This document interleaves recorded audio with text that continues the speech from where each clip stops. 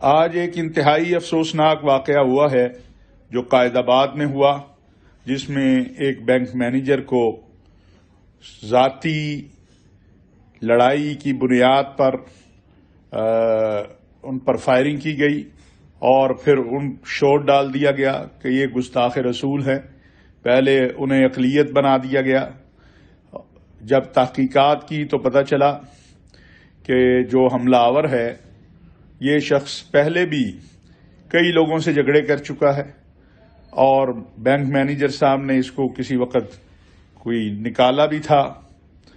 یہ انتہائی افسوسناک واقعہ ہے اور ملک کی تمام مقتدر مذہبی قیادت جو ہے وہ اس کی مذمت کرتی ہے، اور حکومت پاکستان انشاءاللہ اس طرح کے مجرموں کو جو مذہب کا نام لے کر، دین کا نام لے کر، ہمارے آقا و مولا سیدنا محمد صلی اللہ علیہ وسلم کی ناموس کا نام لے کر اپنا ذاتی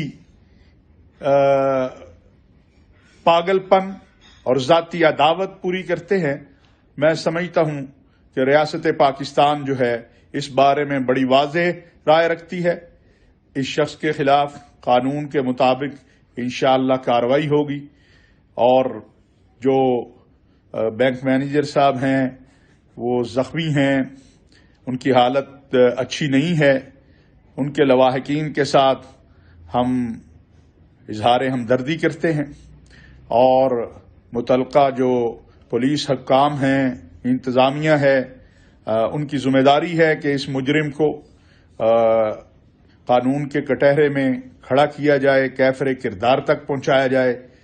کسی کو بھی ناموس مصطفیٰ صلی اللہ علیہ وسلم، ناموس اصحاب و اہل بیت رضوان اللہ علیہم اجمعین یا دین اسلام کے نام پر ذاتی ایجنڈے پورے نہیں کرنے دیے جائیں گے۔ وہ کوئی گروہ ہو، وہ فرد ہو، وہ جتھا ہو۔